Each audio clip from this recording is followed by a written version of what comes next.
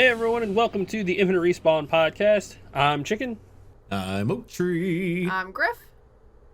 Baka. So, Baka. What's up? Baka turned his snow off right when we got started. I know. He's turned like, it off. I blizzard's was over. That's pretty much how the weather is. Oh, it's over? Done. All the ice is And gone. that's about how Texas is. It's like, oh, the blizzard should have it? Okay, it's over. It's over, but we're still suffering long-standing consequences for it. Oh, well. Unless you're in Oh. El Paso. That's why I'm still. Yeah. So.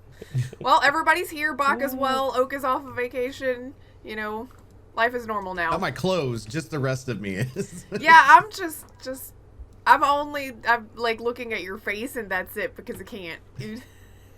It's just funny. You can't handle my It's shirt. just funny. It's ridiculous.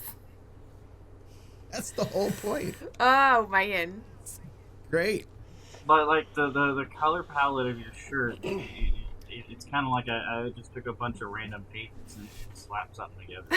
Hey, it looks like the bird Baka painted. No, I paint. Oh wait, Baka did paint one bird. I painted the other bird. Looks No, yeah, no. very By similar. the way, mostly, that's an insult too. mostly yellow. Yeah, mine still looks better than that. I don't know. His is mostly blue with like little it's like whoever was painting his shirt blue just missed some spots. Hey, but I like that color of Mine's blue at least. mostly yellow. The green color blue. Yeah.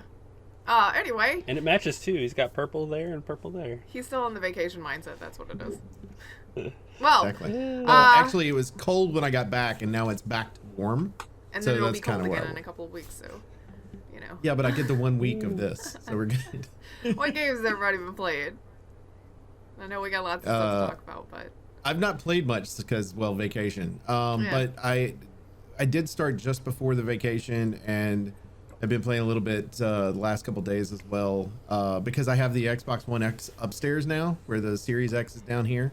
So it just kind of allows me to be able to play stuff upstairs. I have been playing Recore, which I'd started once before, but now I've gotten more into it. As I've gotten more into the game, I can tell you right now, Riff could not play this game. the platformer.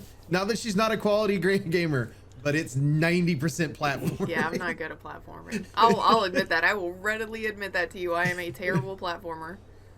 But it's kind of a cool concept on how they've set it up. There's 5 bots total that you can get. I've got 2 of them. One is kind of a dog that you start off with. Okay. And his name's Mac. He's cool. I like Mac. He's great in battle, and that's pretty much his premise, and what he's used for is to be able to do that. And then also there are spots around the world that you can use him to dig up stuff. Oh. And then the second bot that I have, his name is Seth, and no, you don't get to name them, they're already named. Yeah, I wouldn't have chosen Seth. but yeah, I would not have chosen Seth. So Seth looks kind of like a 4-legged spider, no, thank you. mechanical spider, and his job is to allow you to get to areas you normally can't get to through these track systems that have been set up. Okay. And one of those is like to get to an area and they have dungeons that are around in order to you have to get these little cores that look like disco balls. That's the only way I can explain them. Yay, they're all party the other cores. all the other cores are like different colors, red, blue, yellow, stuff like that. These are like disco balls. And so there's like one part where you have to go through and get a use Seth to get to an area, but it's literally Seth gets you to one part, you have to jump, and then you have like this little feature to be able to zoom forward. Mm-hmm. You have to do that in order to get to the next section and then attach him again because you're in the middle of the air. And then you're having to do that, like that's part of it. Like it's fun gameplay. I actually think that Chicken would enjoy the hell out of it. Possibly Baka as well, but it's just one of those where it's like there's so much room. Like they did a really good job of making you be able to explore and then go back to areas once you've unlocked a bot that allow you to get to certain other parts. There's also these little cute little bots that they're basically plugs. That's the only way I can tell you what they are. They have got like 2 little things at the bottom of them that plug in to something in order to get them to things to work. But it's really neat just the way that they've set up the which it always gotten really good reviews and things like that. I just never got the opportunity to play through it. longer, but it's nice and casual. I like exploring the world, and the boss battles are a little challenging. I like that too. It's like a good combo of things. And then you have to, your gun is set up to, and you just kind of have to unlock things as you go, but your gun is set up to where whatever the color of the bad guy is that you're trying to fight against, you want to set your gun to that to do the most amount of damage against them. And so there's like one of the boss battles I'm on now, he switches colors as you go. So it's like, and he might be one color and the other bot you're fighting against might be another color. So you have to figure out strategy wise how you want to kind of move it around. Mac has an option to be able to he kind of does a headbutt against the bad guys to kind of help you out a little bit. And then Seth has a thing where he does some type of, basically looks like a missile launch of something. It's got 5 or 6 missiles that shoot them and helps you out that way. So it's just kind of who you want to fight. But I did figure something out. It's kind of a cheese way to do things, but I'm all about some cheese sometimes, which is you have a timer on how long before you can switch between the two characters, and they usually switch right on top of one of the bad guys that's near you, so you can actually switch it, and when you do that, it does a ton of damage because they're dropping in from space essentially, and it does a ton of damage on them. And I'm like, okay, so if you're like in one of those cases where you're nearly dead, it's great to swap right there and do it. So it's fun. I enjoy the heck out of it. It's but that's really the only thing I've gotten to play. The rest of the time I was at Disney, obviously. My whole wardrobe's at. Yeah. I will say that I went to look it up because I remember hearing about this game, and I find it really ironic the first couple of sentences explaining this game. Recore is set roughly 200 years in the future. In the course of the early 2020s, a disease called the Dust Devil Plague began to ravage the Earth. Seems I a thought little the too same close thing to because home, they you know? finally tell you, they kind of tell you what's happening. They got some cinematics and stuff that are on there. I found another human in the game to a certain point, and then he even talked about the Dust Devil and all that, and he's actually missing a leg from it because I guess it's not like coronavirus where you inhale it type thing, and it's like it attacks you in a certain part of your body and then just takes over your body. And so he lost the leg because they amputated the leg, I guess like a zombie bite, right? So you take the leg off in order to be able to survive. It's one of those times where it's like, at least it's just, COVID instead of, a deadly ravaged plague that's killing the entire humanity. Which so they put them in ships. They kind of tell you this at the beginning. They basically put them in ships to send them to where they can completely reform the world to get rid of the Dust Devil and do a lot of type of stuff. But everybody's in like a cryo sleep, and your character has woken up like 100 years before they're supposed to. Oh, wow, so and then she's trying to figure out what happened. Why did I wake up or whatever? That's kind of how the plot line's going right now. Is trying to figure out what happened. Cool. So kind of neat. Well, that's all I got to. In an update to our last week's what were we playing, we got our ARC server running. Finally, Chicken fixed it because he's a genius. I don't know. But we got it working and got to introduce my sister to ARC, and it has been full of ups and downs. This game has been a roller coaster for sure. Like, we tamed things died, we got murdered, people died. Like, it's been weird. But we made progress. Those stupid... Okay, let me just put it this way. When I was playing on my private server for a while, they're the big birds, the Quetzals. I could never find one. Like, I went to all of the places that they were supposed to spawn. I had 2 different islands that I was playing on, because it doesn't cloud share, and so I've got my PC version, my laptop version. Never find one on either one. I was so mad. Since we have started this arc, this specific island, they are everywhere. I think they're taunting me. I think... We got one, too. Remember that time? Yes. And playing without a leash is so fucking good. Oh my god, I could not play this game if I was tethered, no offense, to Grif for my entire duration. Or anybody. That was not it gonna didn't just have happen. to be me. Yeah, anybody. Like, having a fully dedicated server that basically runs whenever you go start, and then it basically runs on its own, and you can just jump in and play, and anybody else you want to join in can just jump in and play. it's very convenient, to say the least. Yeah. And being able to mod all of the settings that you want and change it in between sessions. Yeah. Oh, it's so nice. We changed, like, Being one of able the big changes that we made was how long the day and night cycle is, because the nighttime is just useless. So we made that shorter.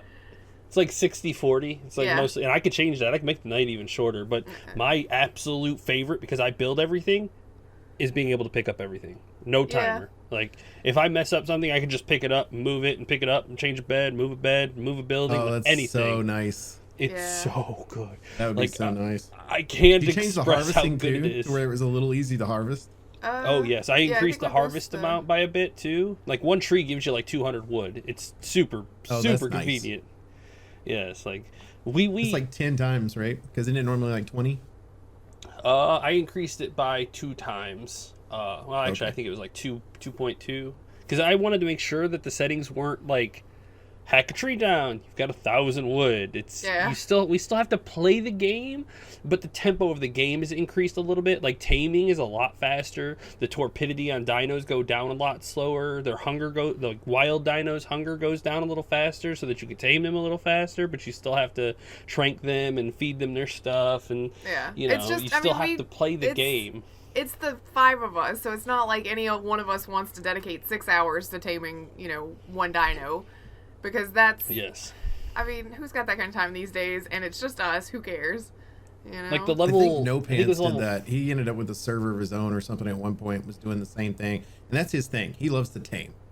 Like, my thing was building. I'd go through and grab all the stuff and build whatever I wanted to, because that was my thing, and his was the taming. And so I'd come back... like when he and I would play together and we were playing on regular Ark server, I'd come back and there would be all these damn dinosaurs, and I'd be like, I was gone one day, like, what's happening?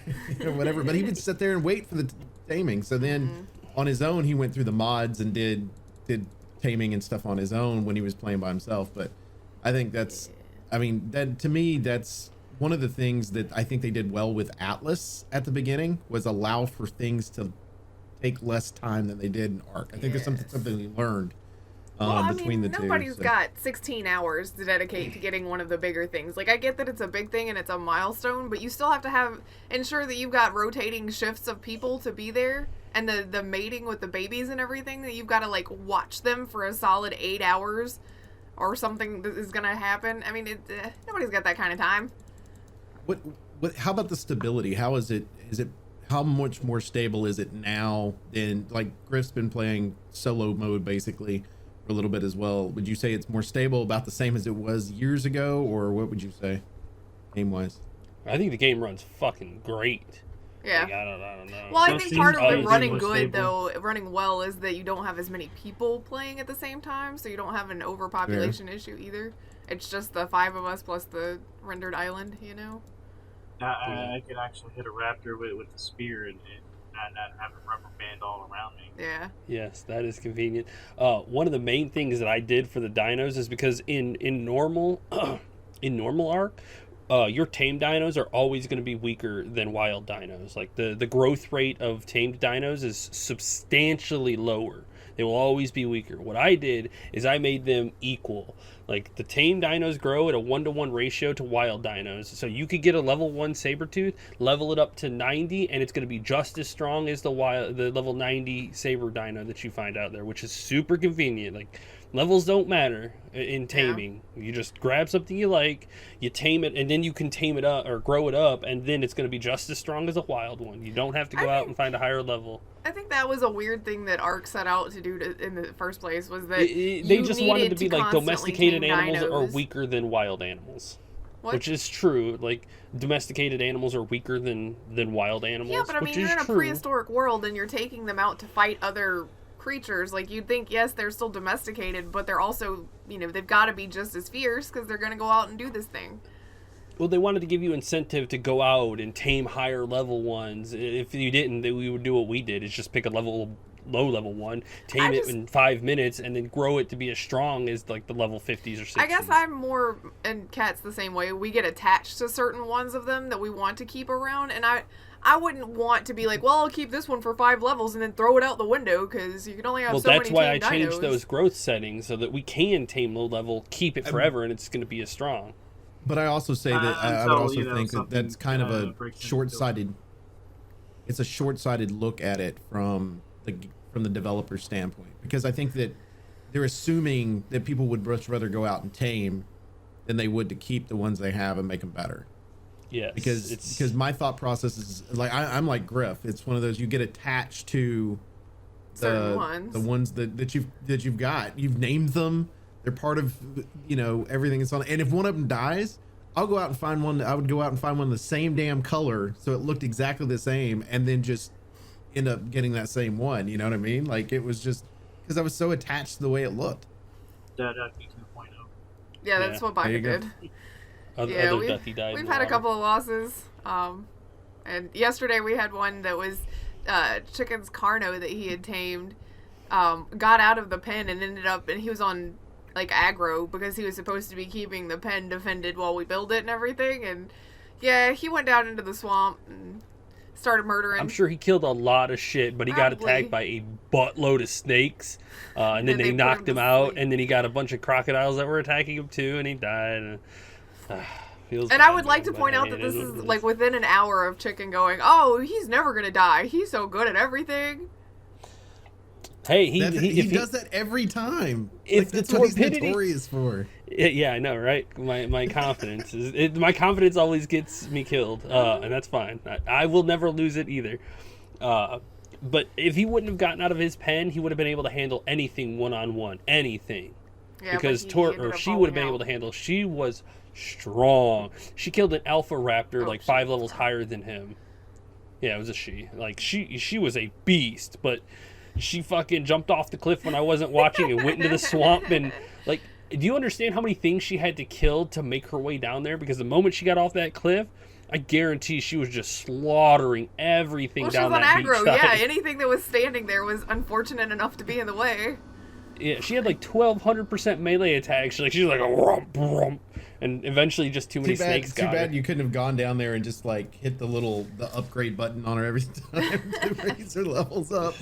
And like I said, they're just as strong as wild ones, so she was powerful. But unfortunately, the snakes got her. Yeah.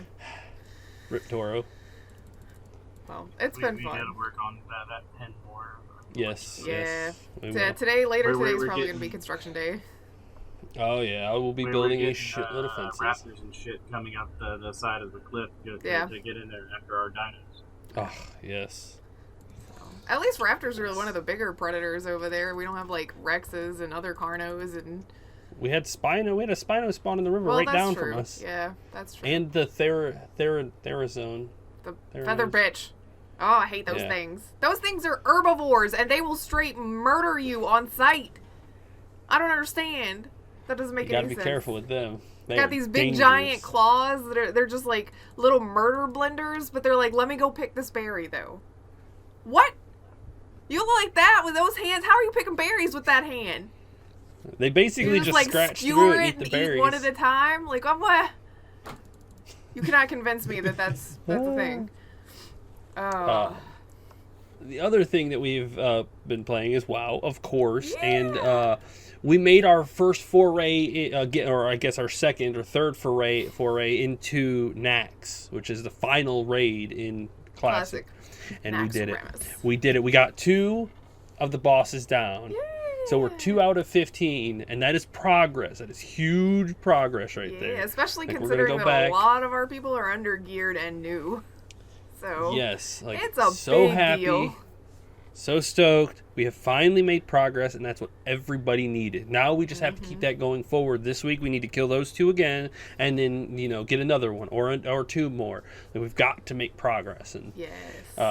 everybody was super fucking happy, like super happy when we downed that first boss. Like, the relief that all 40 of those people felt when that Dude, when let that me boss tell you, dropped. I'm pretty sure the officers of our guild specifically were probably the most relieved because we all knew that if we went in and got smashed again, we would never be coming back to that place. Like, that would just crush everybody's morale to the point that the people that we usually do get together would just fall off. They'd be like, I just can't do that. So Yeah. we needed that win. Needed it. Oh, it's good.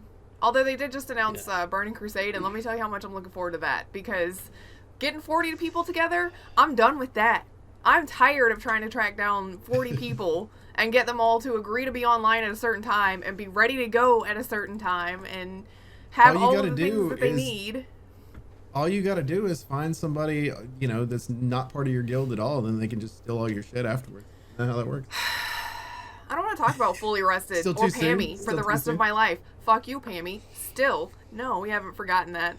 Fully Rested has a garbage reputation on our server too, so yeah, good luck and to it's them still in following TBC. them too. Like, yeah, that thing is still following them. So yeah, so are several other things, but yeah, I mean, it's not just us. Burning Crusade, it'll be interesting to see what happens to them with that. Well, yeah, all I care about is us moving forward into Burning Crusade, which is going to be great. I think we have a hard time getting 40, but we have a solid like 20 to 25 that show up, and the raids in BC are 25 and 10. So, got you. Thank you. yes. Thank you, Blizzard, for making that call. But those numbers, we can easily be running 2 to 3 of those raids. Oh yeah, absolutely. We'll be running a lot more of those. That's for sure. There's going to be so many people coming back. It's going to be crazy. Like, but they did announce Burning Crusade. Yeah, I guess we can slip into the news with that. Yeah, I know, right? You segued right into it, so I was like, all right, let's just. I'm just excited about having less people to keep up with. 40 people is stressing me out. Well, I know, right? Welcome to the classic era. But we're done with the classic era. We're moving on to TBC now. But they have announced it. They're going to do the beta soon, and when it comes out, they're going to do more than likely a pre-patch so that each faction has some time to level up some of the new races, which is going to be Blood Elf for the Horde. They get Paladins, and Draenei for the Alliance, which are going to be our Shamans. And they are giving like a bunch of these services that they're going to do, and how they're going to do it is that every character is going to have a choice when you log on after the pre-patch. Either you're going to TBC on your server.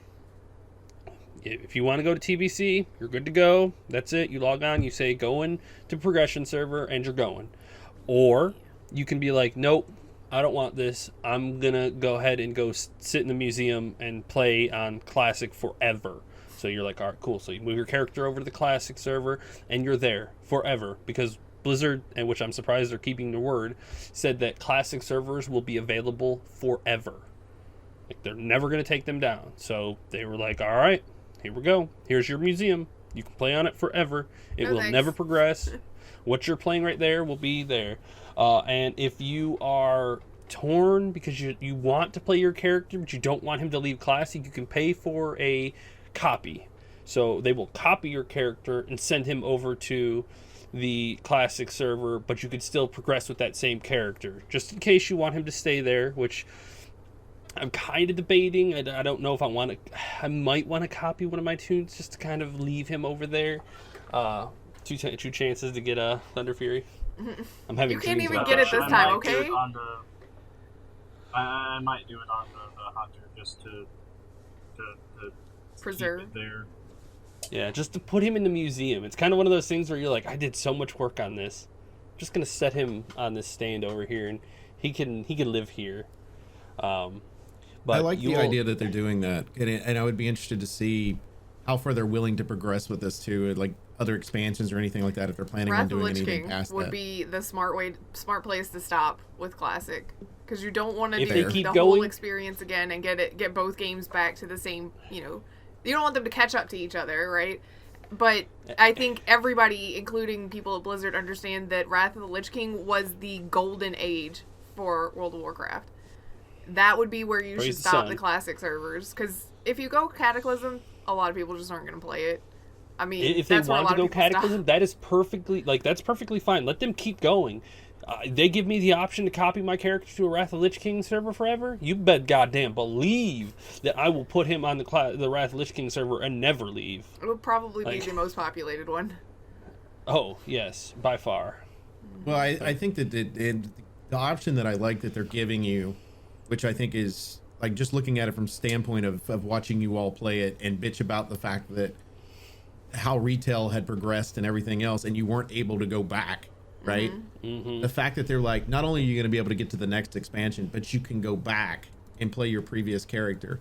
And then if they're going to give you another expansion and do the exact same thing again and just continue to do that, it doesn't really matter, because there are going to be people, though few, you're still going to have those people that enjoy retail and enjoy the new ones as they come out. And if they can still have that option to be able to return back, you know, because they're playing through the classic stuff or whatever, they'll do it. And it's like, and I think that I enjoy the fact that they're doing that for y'all, because especially as long as this damn thing's been going on and how many fans there are of the actual game itself is just, it's just crazy to me.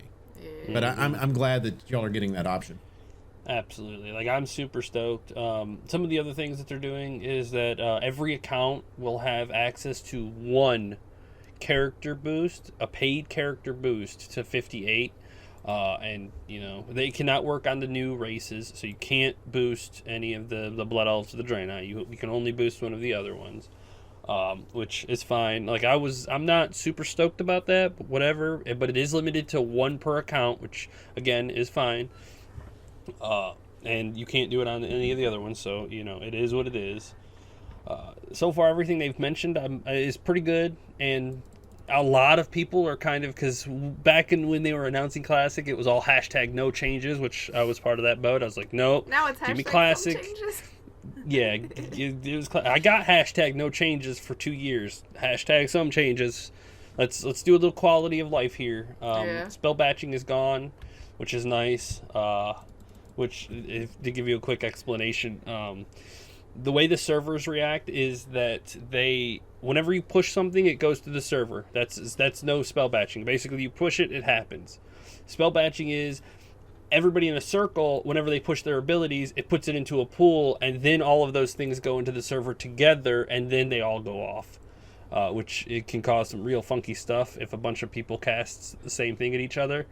Then it just all goes off together instead of, you know, you got yours off a few seconds earlier, so you get to cast. And it was made for some very interesting scenarios. Like two warriors charging each other, you end up at each other's starting points, and you're like, oh, what the hell? Let me turn around.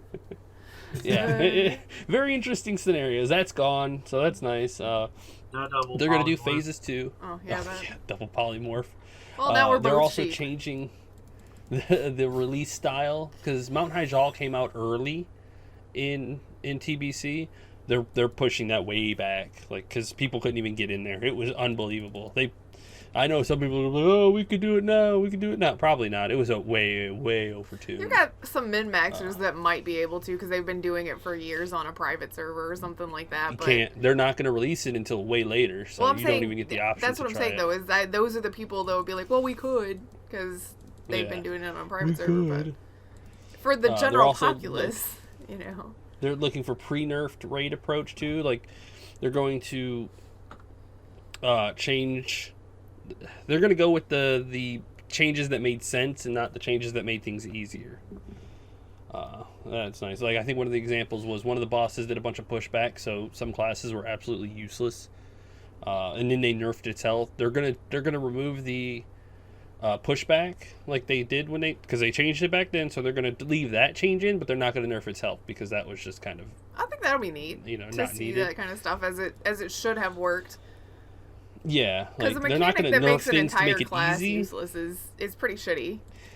Yeah, they're not going to make things like easy. They're just going to kind of make things more balanced for everybody to be able to participate, which is nice. I like that. It's good. I wonder if when they did the original ones that were pre-nerf, when the classic version of this came out, if it was one of those, they were so used to the 40-man raids that it was kind of one of those when they got to this, they built it based on that versus the 25. Some of it probably a little bit. You know, if this wouldn't be a problem if you had a 40-man, because you'd have X amount of, you know, range making up for the fact that you just canceled out all of the melee DPS, but now you need that melee DPS because you only have like 10 ranged instead of like 30. That would be a really lopsided raid, but I mean, just saying, you would have a lot more. So yes, probably some of that was the mindset of this worked in the past. Right. I think it's gonna be fun. So hindsight 2020 thing.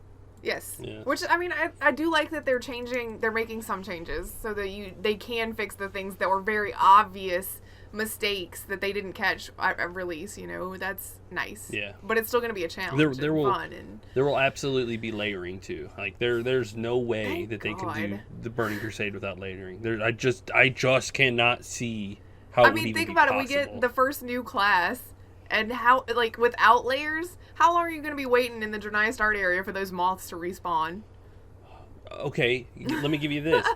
So for the expansion, there's one zone that everybody, both sides, go into. Hellfire Peninsula? You tell me that the servers are going to be able to handle on day No. one 60, 70,000 people flooding into that zone all together. No, it wouldn't. That First of all, let ain't me going to say, happen. I'm glad that they're going to layer for something like that, or they're probably going to layer for something like that, because Yeah. that's just a pain in the ass. But let me also tell you how relieved I am that we are not on a PvP server this time around, because Hellfire is a nightmare on PvP servers. It's just, for some reason, like, there's certain areas that draw PvP players, especially when it's going to be high-level players, because they will go to what are start areas and necessary areas for low players. So once we get that progression up to where everybody's 70, oh man, Hellfire would just be impossible to be in. Between the Reaver running around and the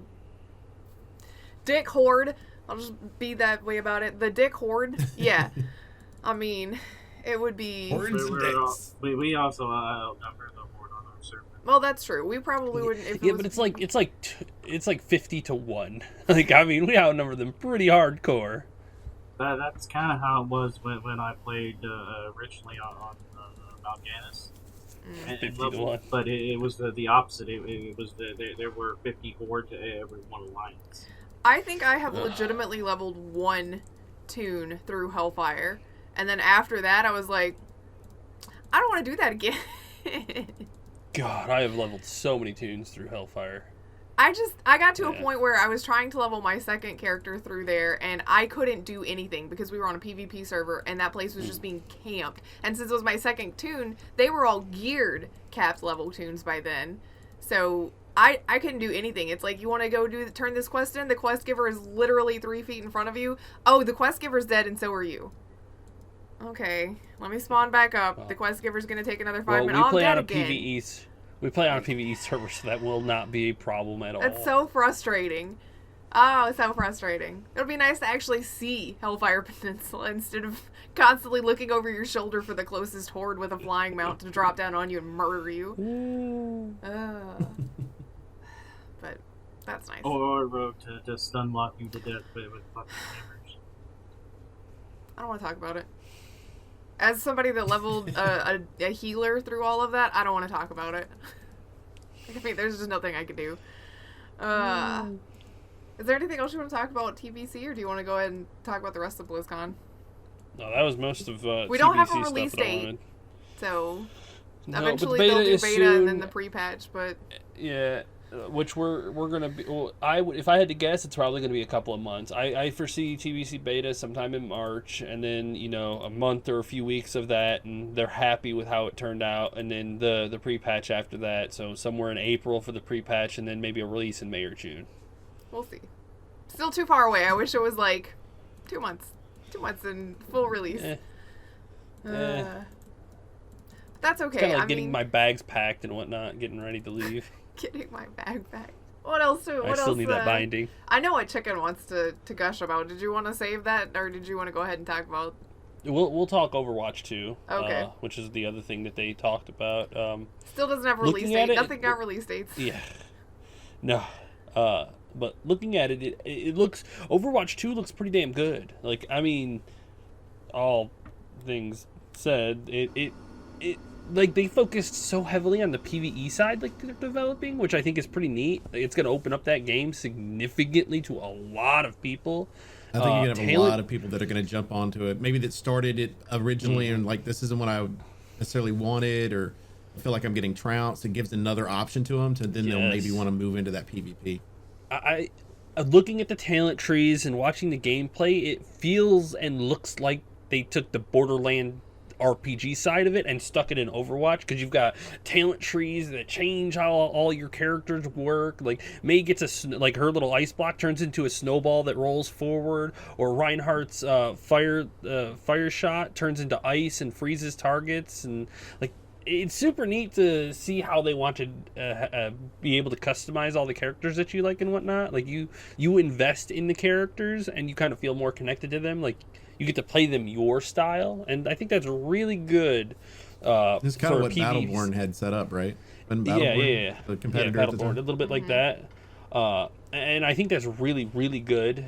They got tons and tons of PvE modes and whatnot. They're redesigning some of the characters, which some people were pretty upset for McCree's longer beard, I guess. Yeah. It's slightly redesigned. The new maps look really good. In real life, people don't grow beards longer.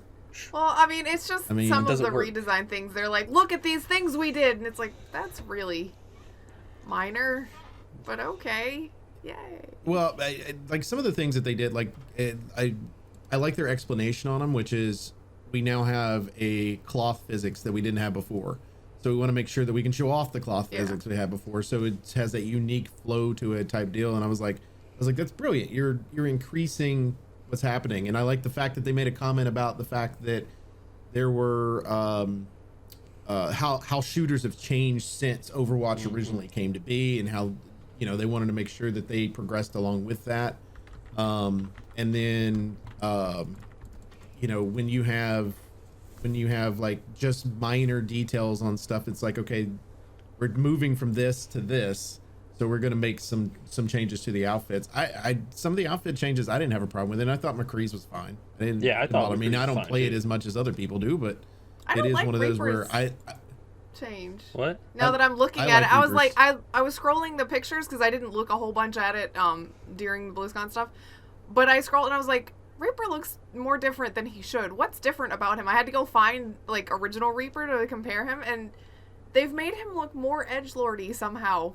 I prefer original Reaper way more. They gave him sharper edges. Yeah, they gave him some I sharper edges. actually They like got the new rid of look, the extra so. ammo that he had on his chest, which I thought was just a nice aesthetic thing. Like, obviously it doesn't do anything, but He's got it on aesthetically his it's buckle pleasing. now. But I mean, to be honest though, if he throws his guns down, why the fuck does he need bullets? I mean, again, it Fair. doesn't actually do anything. It's just aesthetically pleasing.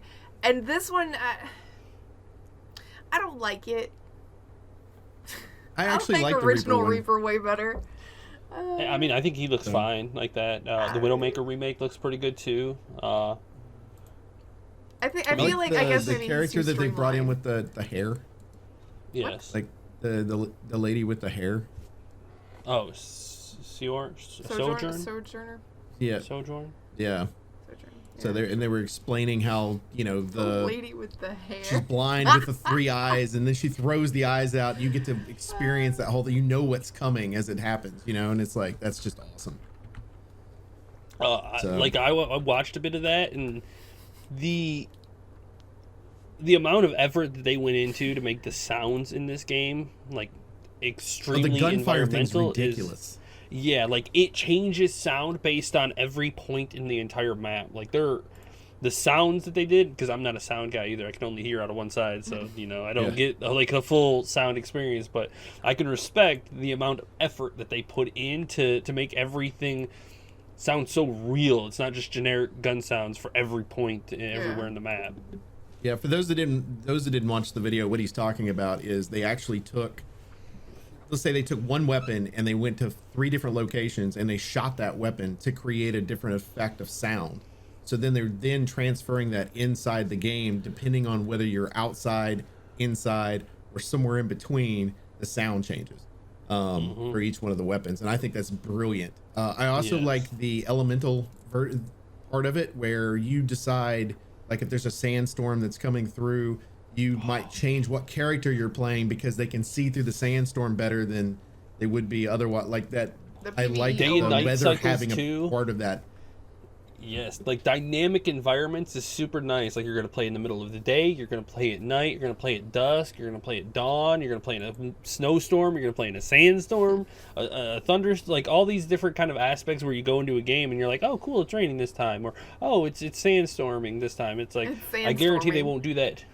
I guarantee they won't do that in PvP, which is perfectly fine. You do not want that kind of stuff. No. Getting into your competitive side, but doing it in PvE, they have all these options available, which is super cool.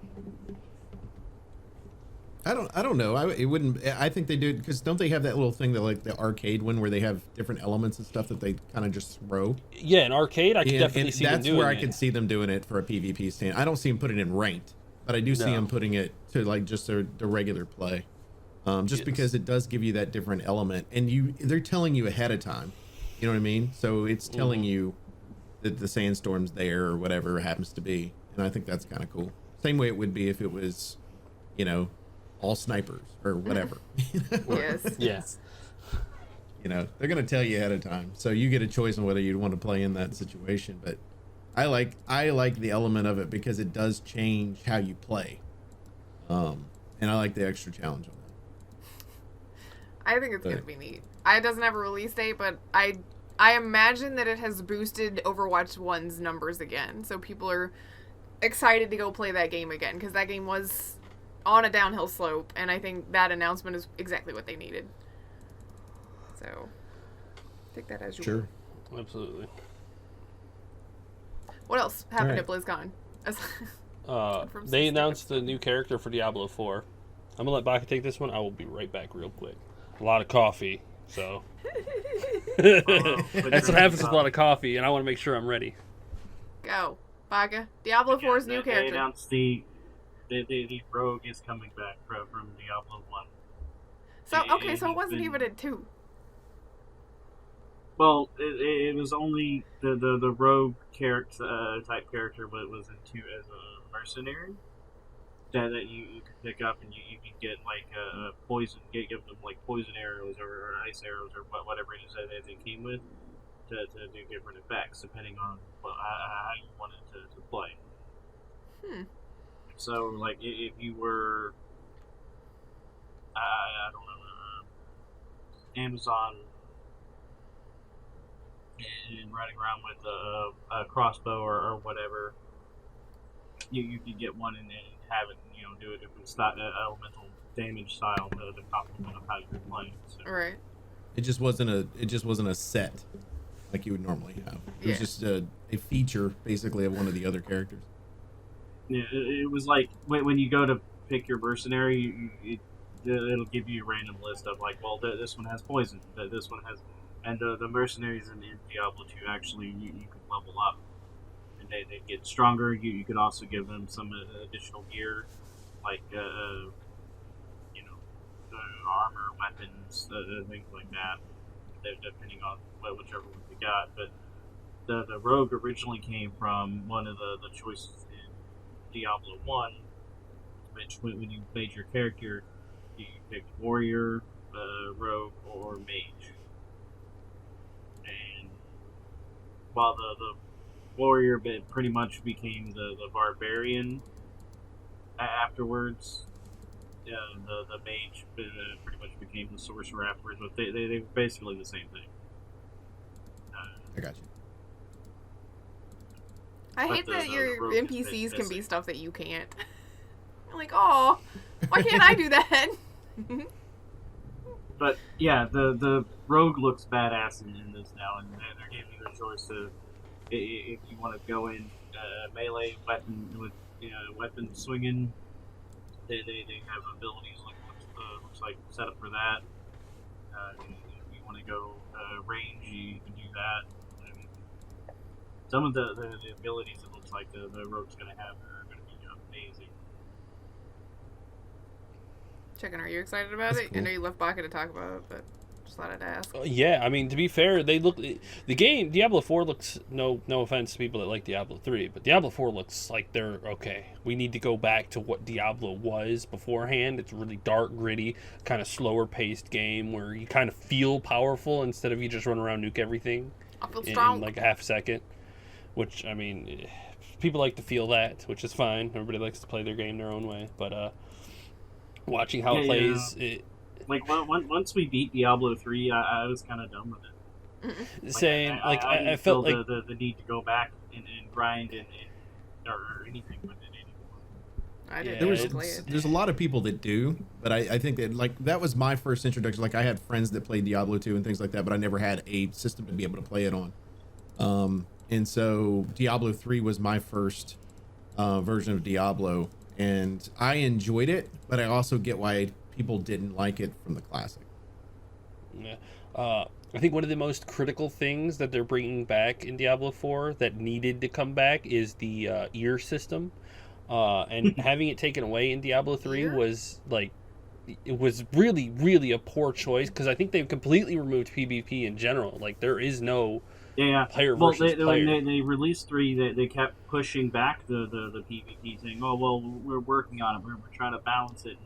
Because honestly, in Diablo 2, the PvP was a bit unbalanced. Yeah, there was no balance in it. Yeah, like mages, like sorcerers and stuff in Diablo 2 wrecked a lot of people, especially like the barbarian or assassin. The necromancer, if he had like all of his minions out, I was like, nope.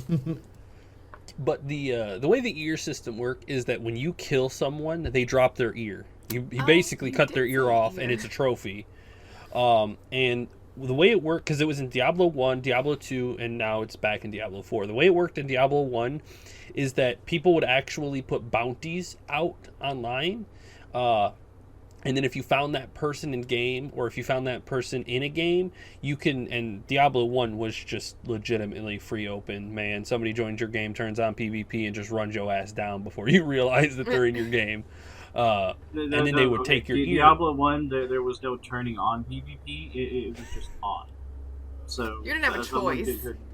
Yeah. There wasn't an didn't have a opt-out, choice. basically. No. The they just run you down. with Diablo 1 was like when you died, everything on you dropped on the ground. So all your weapon, your armor, everything dropped on the ground. So whoever killed you could go over there and pick it all up, and you're left with nothing. Yep, it was rough. And if you got their ear, then you could sell it online to the people who have the bounties. You could sell the ears for gold. That's so weird. In-game gold. Like, I mean, it was an interesting system. And in Diablo 2, they did the same thing. You have your ear, you had to turn on PvP in that one, so which was nice. At least they gave you an option that time, which most of the time people were like, because of did it let you know if somebody was in your game too for Diablo 2? Yes. Yeah. Okay. When Diablo 2 came about, that's where they started doing things like letting people know that that they've turned PvP on or off, or they've joined your game, because otherwise, like, people would just pop in your game and you wouldn't know, and they just kill you and leave. Which So one is was there it that a had limit? Like, is there a limit to, like, it has to be somebody that's equal of level or within a certain distance to be able to go in the game? No. in I what, don't think 2 so. or Nope. 1? For 2. You can make there a limit for 2. Like when you Yeah, one is the one When that you Baka's saying didn't have any opt-out Yeah, options. one at had all. There was like no safety options. Like the other thing with Diablo 1 was that there was an over rampant thing, people modifying the files in the game because of how the game worked, so that they could make themselves invincible. That's what I was about to ask. And Oh, yeah. invisible, so you couldn't see them either, and would just come in and kill you. Yeah. that You my have no idea children what is what we called the Wild West of gaming days. Yeah. Like, people just come in with nuclear bombs, blow you up, take your shit, and leave. Yeah, I Like, wouldn't well, be that okay with fucking that. That sucks. would incline me to never play that game again. Yeah, well, Right? I will unfortunately, opt that's just how myself life out is. by not playing. Thank you. You passworded your game if you played online with friends, because otherwise that would happen. But I mean, Yeah. even still, like when Diablo 2 rolled around, like people were making hacked items. Yeah. So you had like the one of the I actually had one on my druid that I had. It was a ring that anytime I took elemental damage of like ice, lightning, or fire, it healed me instead. So Cheater! You were cheating. Oh, I got I it had from, several of them too. Yeah, well, I got it from a guy I made friends with on the game because I was running one of his alternate characters through the story mode and stuff because that's just kind of what you did. It was like a rush kind of a mode. Mm-hmm. And while we were trying to do that and go through nightmare mode, we kept having this mage pop in and kill us. Which we were like, oh, okay, this is getting stupid. We do a new game, we do a new password. That mage still kept getting in somehow. So he was like, here. He gave me one of the rings that he had. He's like, it's a hack item, just hang on to it for a while. And so when the mage came back and started doing all that, it was just healing me. So I ran over there and killed the mage. Get out of my game! Do you see what you've made me lower myself to? I'm using a hacked item to get rid of you. Well, obviously they were hacking to find him I every know. time. Yeah. But I mean, that was just like how old the Blizzcon Battle.net servers worked. Like, people could hack through them and all sorts of crazy shit. Well, since you were mentioning Diablo 1 and 2, Chicken's super excited because they are finally offering a Diablo 2 remaster. Diablo 2 Resurrected. Go ahead, Chicken. I knew it was coming. I've been waiting for it for years. Okay. First of all, let me give you this little bit. I was watching it on the TV, and as the guy was doing his announcement and whatnot, and the YouTube, I was watching it on the TV on YouTube, was 2 minutes ahead of Twitch, and I was watching it over there, and right before he was like, and this, it fucking did the buffering thing, and I was like, are you serious? Like, I almost fucking lost my shit. I was like, you better not do this to me right now. So I started being pissed, and I ran over here and turned it on Twitch, and I had to watch through the whole fucking opening thing, and Baka and Red are sitting there going, D2 rebound, D2. I was like, you son of a motherfuckers, oh my god. I can't even see it. and then it pops up, and I'm like, screaming, like, oh my god. I was not home for that, so I don't know what the extent of screaming there was. Yes, you were home for that. For the I did not hear you scream once. Good. But You hit it well, bro. Yes. First of all, like I said, I've been waiting forever for this, and it looks as good as I want it to look, and the people that are making it said everything that they needed to say. Like, to show the respect and love that the people who love this game wanted in a remaster was perfect. This guy made a list of all the stuff that is coming. It's an HD remaster, 4K.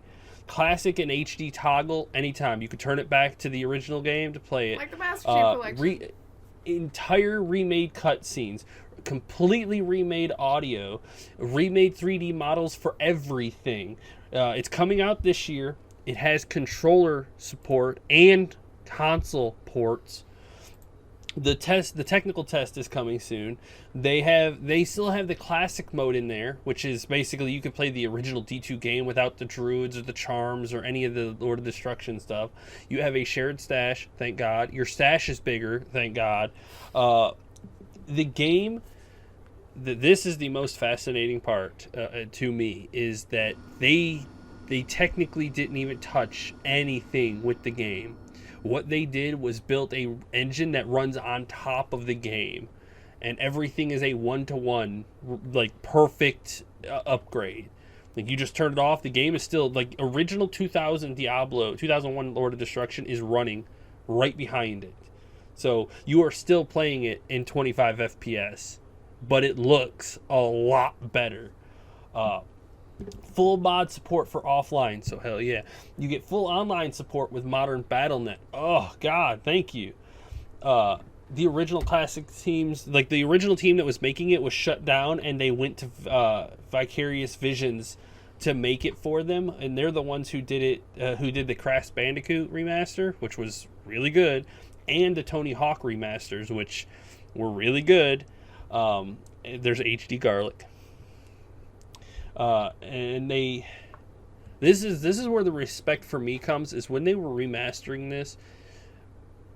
They were trying to get everything absolutely perfect, like absolutely flawless, because they knew how critical the audience was going to be for this game. And while they were trying to design things and upgrade the graphics, like some things started coming out of the graphics that nobody even knew were there. In one of the inns, in the kitchen, was a string of garlic, which is like, this is one of the things that they pointed on when their engine upgraded the game, was a string of garlic. And they went back to look in the original one, and you could barely make out. It looks like a light, like a candle hanging from the ceiling, but it was actually garlic. And that's how like specific they upgraded the game. Look what we found. This is actually garlic. Surprise. And to prove that it was real, they actually got the source notes from Blizzard North, like the book that had all the concept art from when they were originally making Diablo, like everything. Every single pixel and idea ever thought of for Diablo, they found it somehow. And the dude who is working in it actually is categorizing every single piece of information in that book. And like all the drawings have like specific descriptions for every enemy. Like I think one of the tomb monsters that spawn the skeletons and whatnot, like it had a specific diagram drawn out and explained how their features were and everything. So they took it to a 1-to-1 and upgraded that into modern technology, and it looks good. Like they wanted it to be as perfect as the people back 22 years ago wanted it to be. So they upgraded this 2D game into 3D and did as perfect as they could. And from what they explained, trying to upgrade like the fireball and the lightning and into a 3D world was very difficult. 3D world up to 4K too. Like it's yeah, like you took a 2D game and upgraded it to 3D and turn it into 4K. Like respect there, first of all. Like holy shit. And being able to toggle it on and off. If you want to see how good it is, go to Diablo.com and scroll down to the bottom, and it has a slider in which you can see what the old game looked like and what the new game looks like. Yep. There's and if you're going to do that, by the way, in the middle is where you would normally be able to slide it back and forth. My slider ended up breaking, so if you go to the top part of the slider, you can move it, even though the middle part disappears. So if it happens to anybody else, you know exactly how to get around that. But it was one of those, I was like, why did that happen? That's dumb, but all right, cool. It is really neat to see the difference between the two.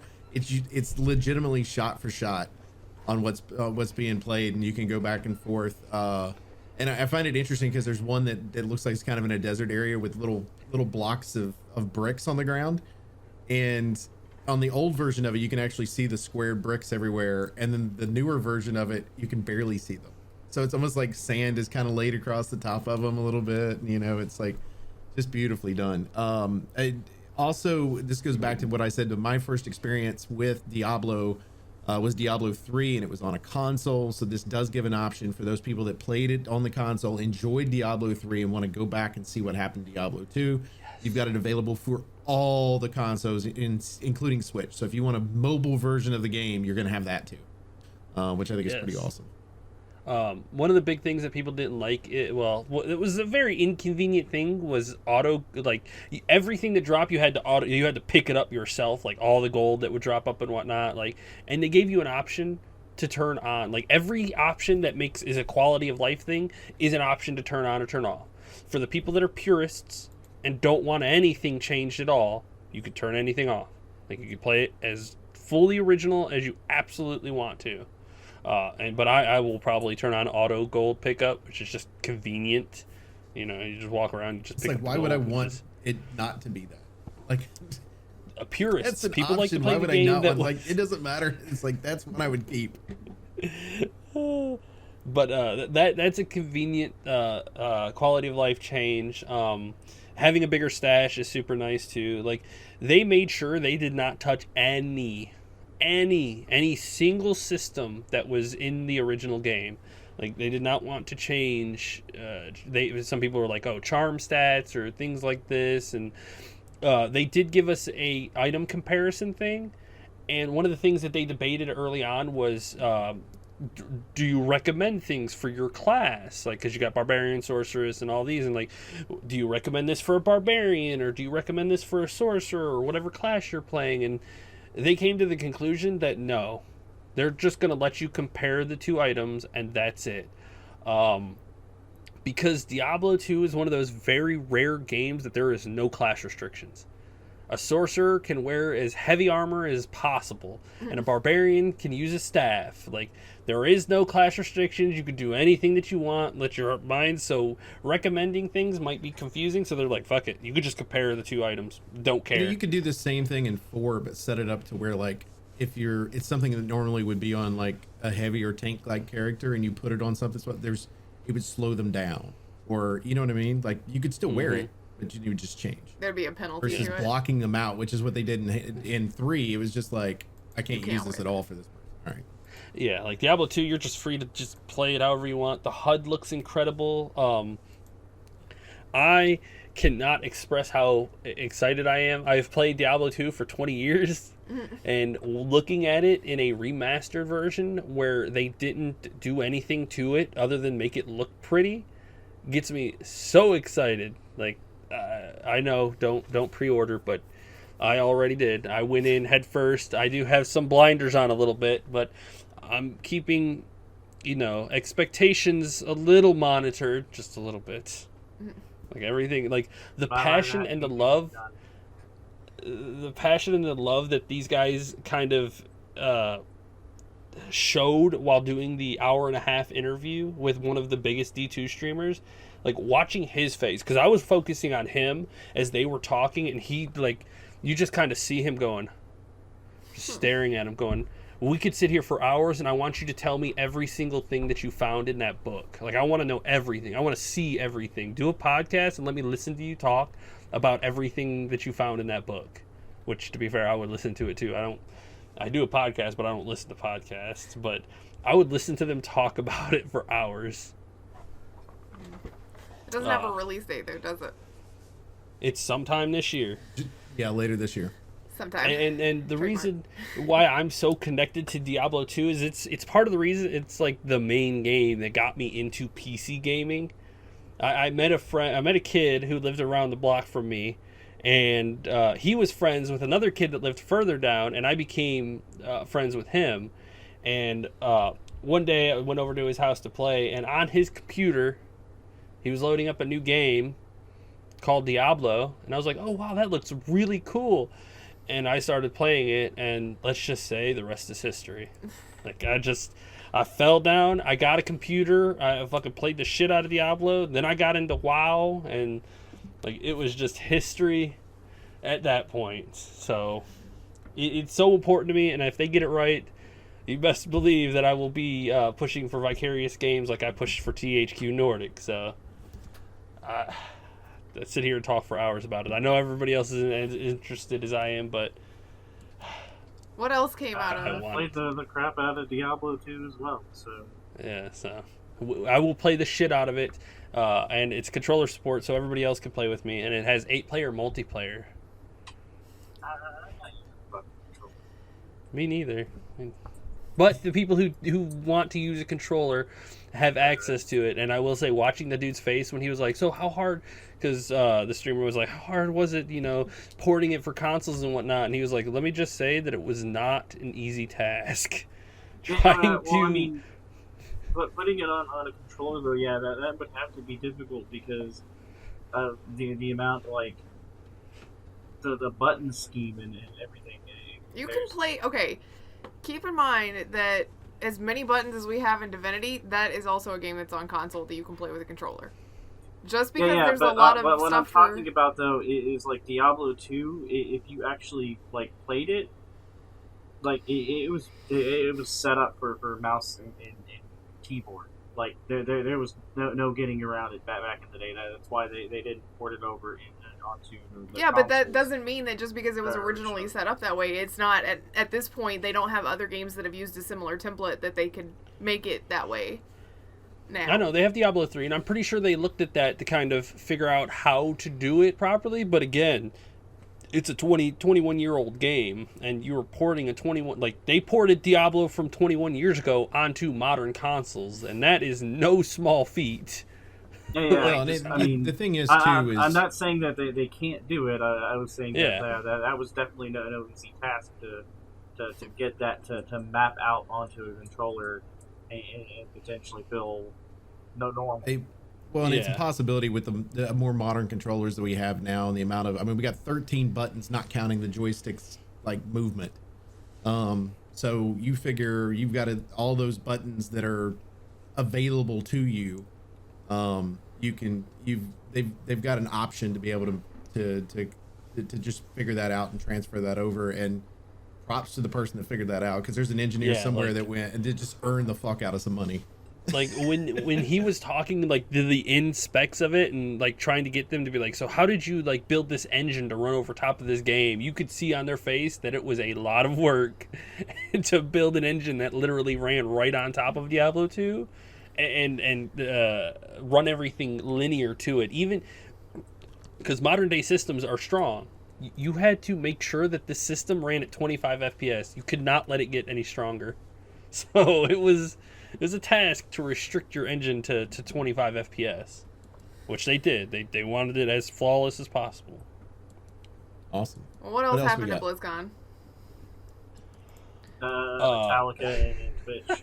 Y'all, let me just say, seeing Metallica nowadays, especially on something at BlizzCon, you're like, you used to be so cool, and now you're so old. Oh, no. Oh. I know, I mean, like, it's Rip just old. how life is, but it's one of those things where you're like,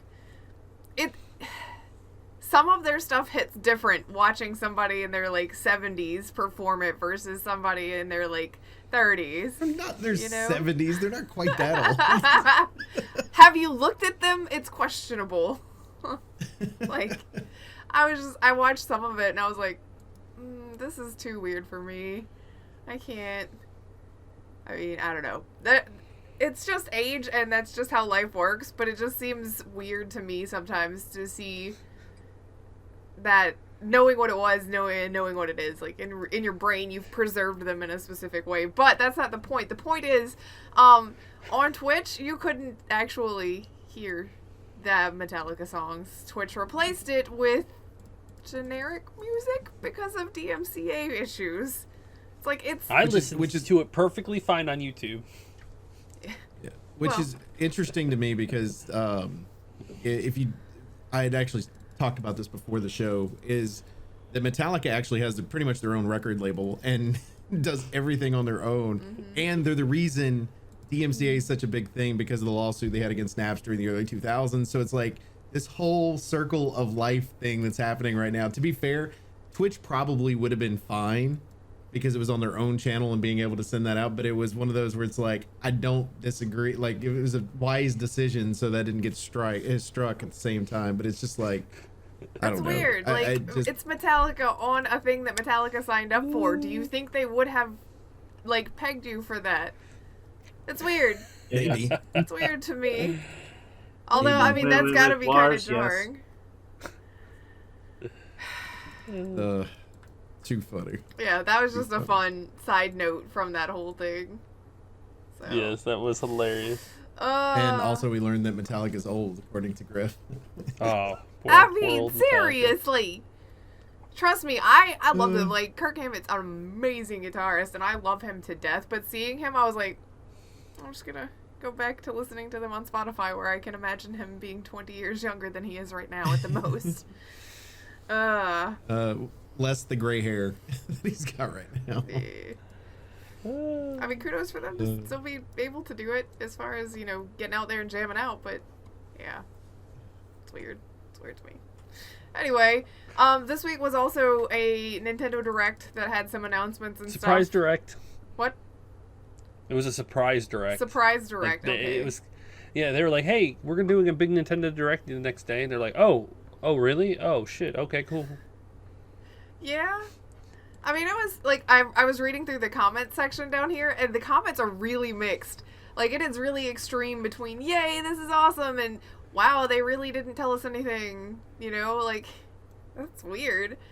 I'm not the biggest follower of all things Nintendo, so I don't think that I really get to have a say in whether or not it was exciting. But they did announce things like Splatoon 3 got a trailer, an announcement trailer, and it won't be out till next year. I think it's 2022. But you had things like the Zelda stuff, which like Ollie posted a calendar of when all of the stuff's gonna come out. It's like all the months with all of the stuff that comes out from Nintendo in those months, and I think it was like June or July, whichever one.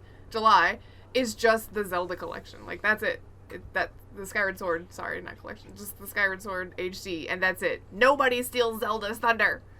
Nobody. No, yeah, it's July. Only Zelda in July. Yeah. Well, I mean, they've learned in the past that when Zelda comes out, you ain't winning. No, you don't put anything out in July. But yeah, that it looks pretty good. It's an HD remaster. Nintendo does pretty good with their HD remasters. The new Plants vs. Zombies. I never finished it on the Wii, actually. What? You did it? No, my dad kept having playing it, so I was like, Oh. I'll play it eventually. Years Get to later. it now. Finally. Few other announcements. You did have Mario Golf, a new game coming out for that. Fall Guys is coming to the Switch, so if you're a fan of the Fall Guys series, it's supposed to be coming as well. So is Outer Wilds. Outer Wilds is Outer Wilds is a good game, and it's one of those. It was kind of one of those indie games that a lot of people didn't talk about, but the way that most people remember this game is if you watch the Xbox version of like on the Xbox E3 like 4 years ago, then you got this game for free, and it wasn't, and it was like 50 years in the future that it was set to release, but it ended up releasing like last year before. But it also came out. It's actually a really good game. It came out right around the same time as everybody was talking about Outer Worlds, and the two of them being named something so similar did not help anybody. That's confusing. Yep. Plants vs. Zombie is getting a new game, which I think is weird. I think it's interesting that people are still playing them. Like, that's cool. It's on the Frostbite engine, so get ready to rip. Oh yeah, well. Well, to be fair, I think the first or the second one of those was too. The first and second Plants vs. Zombie games that they had, that were kind of the first-person shooter multiplayer thing or whatever, were fun. Garden Warfare. The problem was there was nothing else to them, so there was people just stopped playing them. Versus this one, it looks like you've got a single-player mode as well as the multiplayer mode, so that maybe more people will continue to play it. But it doesn't. To me, it doesn't look as good as the first two games did, quality-wise. So doing the Overwatch thing where you come out with a full PvP game, it doesn't do well, and then you're like, oh, we should probably make a story mode to it. Well, because and then they come up with a originally story Plants mode. vs. Zombies was a single-player puzzle kind of game, so maybe return to your roots a little bit. I mean, they had to jump on that shooter train. Yeah, they did. They tried. They sure did. Was there anything I else? remember when that one came out, actually, and parents would go to buy it for the kids, and I'm like, yeah, they have to be online for that. Oh, well, never mind. I thought it was like the puzzle game. No, it's not.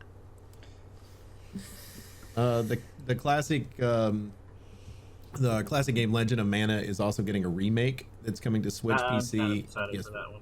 You're what now? I'm kind of excited for that one. Oh, yeah. I have the Secret of Mana for the Super Nintendo. I think that's the only one out of the series I've ever played, which, I mean, I enjoyed it. It was like that game was the first game we actually got the multi-tap for the Super Nintendo for, because the 33 people could play it. Huh. I got you. Cool. Well, Tales from the Borderlands is coming to Switch on March 23rd. I think that's weird. But I think that I think some of the Telltale games are just now hitting the market again, though. Yeah. They're coming out with a new Stubbs the Zombie in Rebel Without a Pulse. Is that new, or is that just another, like, a port of the original Baka. You would know, wouldn't you? Yeah. I think it's where would you it's a see that? port. It's in this It's down at the article. I bottom. saw a thing about it on Twitter too, and I thought, Yeah, oh, it's down. maybe It's Baka. pretty much the second to last paragraph. Stuff finally, the here's the zombie and entire rebel without 15-minute. a pulse launches March 16th. That's literally Yeah, I think all it that's- says. Yeah, that's the original one. It's just a remake or a re-released. To the Yeah, Switch. it'd be a release because it's got a cult following. I mean, it's a fantastic game. If it ran on the current iteration of Windows, I'd go through and reinstall and play it again because it was a lot of fun. Well, here you go. March 16th. You can get it again. If you want to play it on Mark your Switch. calendars. Yep. Which, to There be you go. fair, Like games you like this, basically play as a zombie. And you eat people. yeah, games like this are Well, perfect you- for you the eat Switch. their These brains, old classics. You make them into zombies. You make your own zombie horde to help go and help get the woman you love back. And in the process, you get new powers. Like you can take body parts out and throw them like stinky bomb grenades. You can take your hand off and it'll latch on to people and you can control them to get past certain areas. You can even take your head off and bowl with it. See, this is I why remember this game. I had a friend that had this. I know what you're talking about now. Mm-hmm. this is definitely a And Baka game. it's set in like the futuristic like 50s or whatever for Yeah. style. Yep. There's also a Star Wars game that was announced called Hunters, and it loses me immediately because it gets to the end and says from Zynga. I'm like, done. You're like, oh yeah, I okay, don't- so it's a mobile game. Got it. It's a mobile game that they just put on here. It's an online squad-based arena multiplayer game. Oh yeah, Like, it's one of the pay-to-win mobile games then. Okay, cool. No Yep. thanks. Well, more over from Nintendo Direct. Just some quickie news. Amazon's New World MMO shockingly delayed. Now it's expected in August. They're scared. They're scared of Valheim. Dun dun dun. Yep, they are. I'm calling it now. With everything that happened with CD Projekt Red, and then Valheim comes out, they went, nope, we're moving to August. I don't even know if And this of game's course, gonna you come know, out. July, Like- you got Zelda, so they can't release that. Yeah. Yeah. I don't I think I honestly do not see New World becoming like, oh my god, it's the new MMO. I think it's gonna be like, here's our MMO, and then the community will grow from that. It's like it's gonna grow think it's small gonna be if it a grows at small all. community though. I don't think that's I gonna think be. it'll grow a little bit, and then after a year or two, Amazon will be like, well, it's not booming like WoW did, Yeah, so it's then they'll shut it off. And I think that's gonna hurt It's it a right out of the possibility. gate, is because people are gonna look at it like that and be like, well, then I just don't want to invest in it really. So Also, I've think got- I've got quite a few friends that are That's interested in this game, and they played the beta or whatever it was that was out this past year, and Also, I was enjoyed just- it. But what chicken? just thinking about it, it was supposed to arrive in May. Yeah, the estimated time for TBC, May. Yeah. And Amazon knows that there is no world that their new world will compete with the old world Yeah. of Warcraft. So I they're don't like, see "God it damn doing it." very well, and I think most people are going to go into it knowing that Amazon's probably going to axe it if it's not incredibly successful. Because Amazon doesn't support yeah. anything that's not making it money hand over fist. So Yep. I don't see it being huge. So, Um, kind of one of those things. there's this other game called Manor Lords. Did you put this in here because you are interested in it, chicken? Not that we shouldn't talk about it, but it's a city builder, but it also No. has total war style combat. I'm never gonna be able to do that. No, I found it, like I was searching through the articles and whatnot, and I happened to see this, and this is one of those rare times where I was like, oh yeah, look at a medieval city builder with Total War. Like, you hit me with all three of the words, city builder, Total War. I was like, interesting. Very interesting. Like, you caught my attention right there. You got those key words. And so I pulled it up and started looking at it and watched both of the videos, and I was like, this is exactly what I like in my games right here, like in my strategy games, because Total War, you either have you're just full war and you manage your cities in a little screen, or you have city builders, and they're just city builders. Like, you don't really, you build your cities and you grow, and that's pretty much the objective of this one. And this one's like, well, you have your city builder, and then you've got your total war style. It's like, oh, okay, let's see what you got. And the combat looks really good. And then the city building side looks really good too. It's like, all right, it's like Banished meets Total War, and I'm very interested. Like, I immediately went to Steam and was like, where you at? There you are. All right, follow. Yes, show me what you got, because it's not even in early access yet. So I was like, all right, we'll see what we got. I'm gonna keep a close eye on this one. So far, oops, hit the mic. My bad. 2021 is looking real hot for some good games this year. Because 2020 was a little rough for everybody, so 2021 is there's several options of games out there. To be fair, there was quite a few games that were postponed to this year because of 2020 being 2020, which was funny because if you think about it, all the announcements for 2019 were for 2020, because they were like, remember E3 got there and it was like, well, evidently everything comes out 2020. And little did we know what was going to end up happening in 2020. Little did we know what 2020 had in store for us. That's right.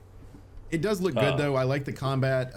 We were before the show or whatever, we were talking about the strategic retreat aspect of it. The fact that they're not turning around and running away. They're actually trying to protect themselves as they go backwards. It's like, it's a good concept.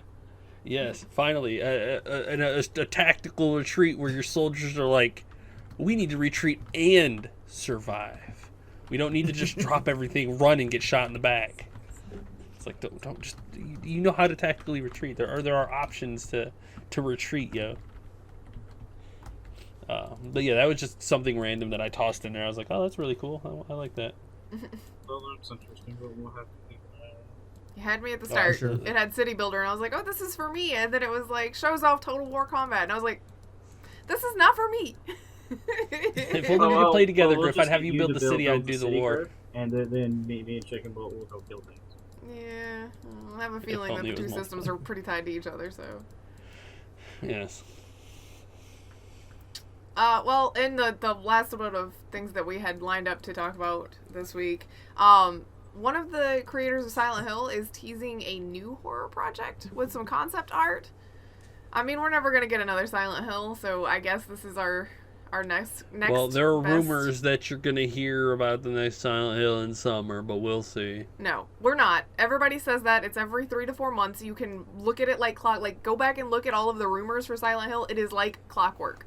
It's every 3 to 4 months. But there's rumors that's going to be talked about at this next thing. I've heard rumors for the Diablo 2 remaster for years, and then they finally announced it. Just keep hope. Yeah, but go Blizzard's into the darkness with a candle. Then Konami doesn't care about anything Blizzard. Anymore. What? Unless it's a pachinko machine, they don't care.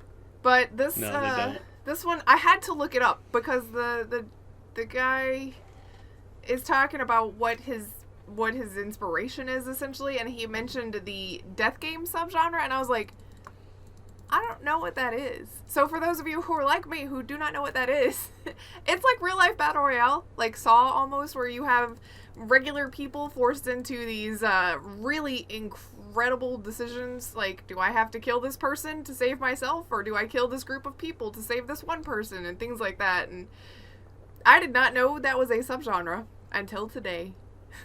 So. Well, the best example is the Japanese movie Battle Royale, where all the kids are taken from school and tossed onto the island and have to murder each other. So it's Hunger Games. Yeah. Like, it's interesting. Hunger Games. And I think that having a game like that, where it's actually a story-told game instead of a like just a PvP style game where, depending on who you kill, like the NPCs and whatnot, in a story mode style based on who you kill and who you help, like it changes each time. I think that would be a very interesting concept to kind of get a different play out every time. Somebody's trapped in a trap that you laid, and you can either help them or kill them, and then that's one less person you have to deal with, or help them and lie to them that it wasn't your trap and create a friend. Like, I think it's an interesting concept that you could build off of that. So, and we are in the future, so the Until Dawn game. It's not where you actually set the traps and do all that stuff. You're actually just trying to figure out who the bad person is. But it's like you're the bad person, but you weren't really originally the bad person. You know what I mean? Like, You were you're put in a kinda position thrown where it into was that. either you or them, and that made you look like the bad person. Yeah. Yeah. But there Like, was I feel like there was another game that was similar to this, but it was a multiplayer. It wasn't a straight up battle royale. It was smaller and was set up more like Hunger Games, and people played it just a couple years ago, and I can't think of the name of it right now. It's driving me crazy. But people would. It was very similar. You would have the traps and do all that type of stuff, and that's how you ended up surviving. And I'm wondering how this one's going to be set up, because this one theoretically would just be a Silent Hill like game where you're trying to do that with NPCs, right? No. Maybe. Yes and no, maybe. Like, I think one of the things that's really genius about Silent Hill and why it stands out is because you are in these scary situations, but it's once you figure out, like, once you get to the end of the game, you find out that you've essentially been in your own psyche this whole time. So I don't know that you would be able to murder people off in your own personal prison, essentially, I guess. Maybe so, but those are usually more strategically placed story choices than choices. Yeah, well, you can't do an exact copy of Silent Hill, so he's probably kind of trying to take some of that psychological horror aspect that he helped create with Silent Hill and kind of integrate it into a new world that he's developing, which I think is... I really want to see what comes from the mind of someone who helped create Silent Hill. Yeah. Like, we need something like that, like some psychological horror style From game. what I understand, that's very similar to what Medium offers, and I've installed it, but I haven't started it yet, so I can't speak to that. But from what I understand, that might be also what you're looking for. It's supposed to be very in the vein of original Silent Hill stuff, where it's less about fighting things and, you know, the monsters and everything like that, and more about the psychological aspect of it, and you having to figure out how to progress during this, like, really horrific thing that's going on. Yeah, There's when you another move game around that in I watched Medium, somebody play. it's more psychological about it. So it's literally because you're switching between the two worlds. In your real world, you do have like ghosts, if you will, but in the other world that you're in is that's the part to me to where it can hurt you, where it can't really hurt you in the other one. I hope it does and so in the main atmospheric world. stuff well, because I was thinking about I was reading an argument earlier on Reddit about certain Silent Hill games people just don't like. The Silent Hill core doesn't like that much, and Downpour is one of them. And one of the arguments is that it's less about ambient scare than it is about, like, there's a monster, you better run from it, which I agree to some extent. I will say one of the things that Silent Hill does really well, Silent Hill 2, is just the ambient terror. Because being in that prison, there's certain parts in the Toluca Lake prison where you're in these empty jail cells, and there's literally, like, you can look through all of them, there's nobody there, but you hear this unsettling whisper the whole time. Or you're in this other part of the jail, and it's this big open room that you can't see anywhere but like 10 feet around you, and the rest of it's just dark, and you hear galloping horses or something, and it is so incredibly unsettling because you cannot find them.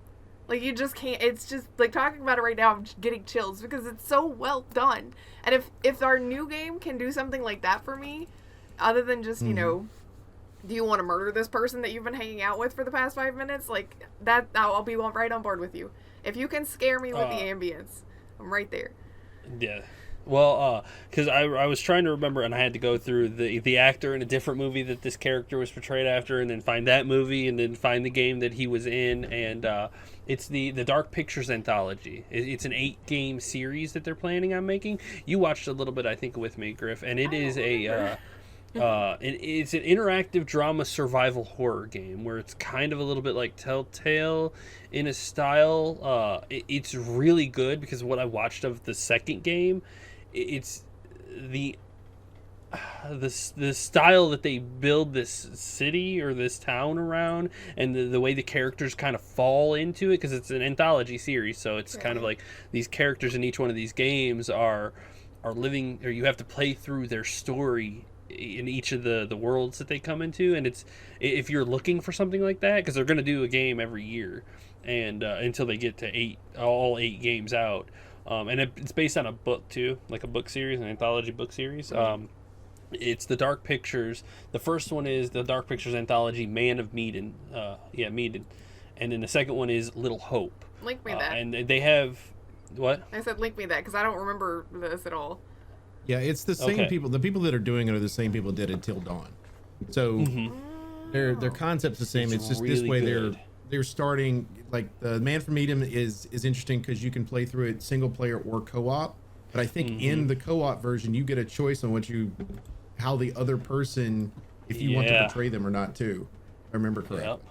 Yeah, like playing it through co-op, you kind of see the two different sides because at certain points the characters kind of get separated, and one person leads these guys through it, and the other person leads the other ones through it, and you kind of work your way through the story together a little bit, but you have to make choices, and the other people don't know the choices, so. It's super interesting, and I really like this, and if I keep meaning to recommend this to you, Grif. If you like this, if you want that kind of style, this is what you want to play. Okay. Absolutely.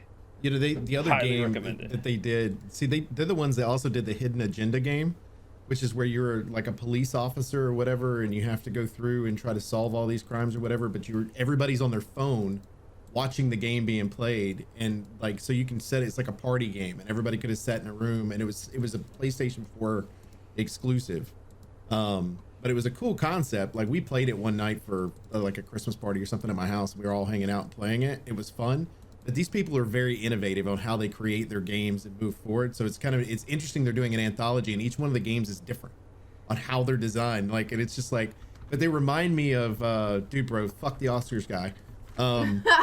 They remind me of him, and the fact that all of their games are different, but they have a very similar element to them, right? So it's going to be interesting to see how they end up ending this one. Yes, I like that it has two options too for the shared story. Did you mention that, where you can play co-op, but it also has movie night?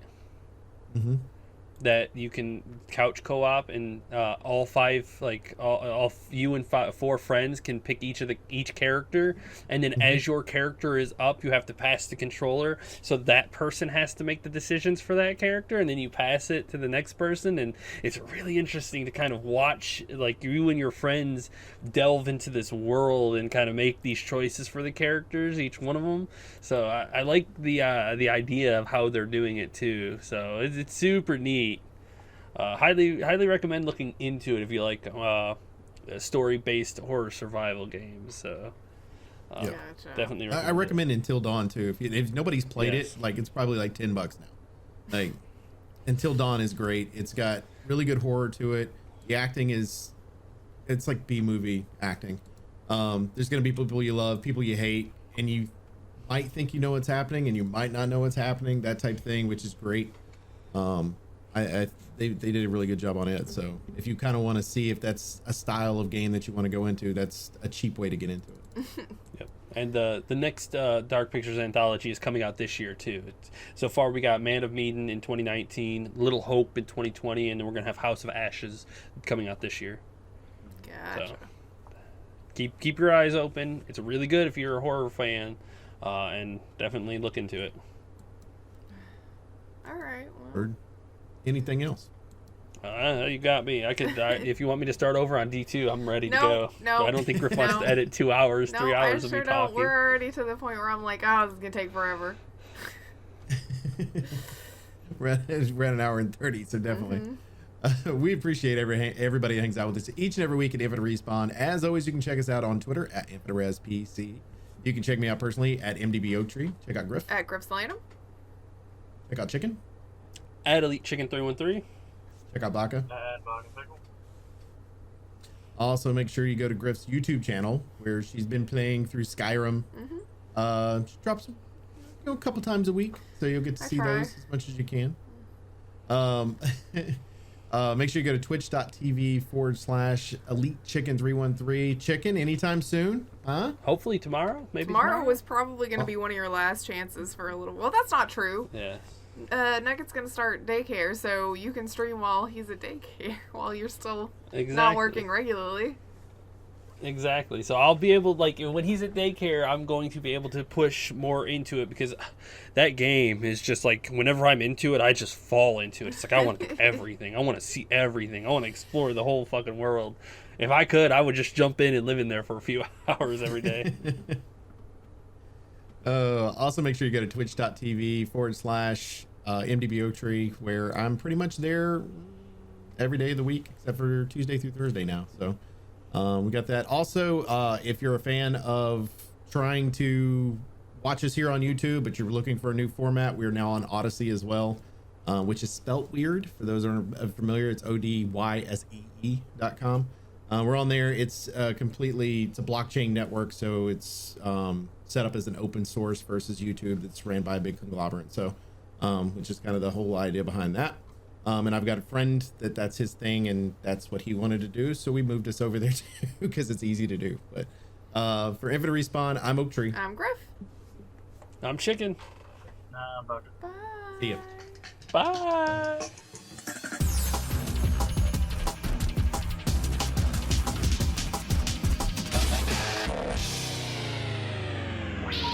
Please hang up and try again.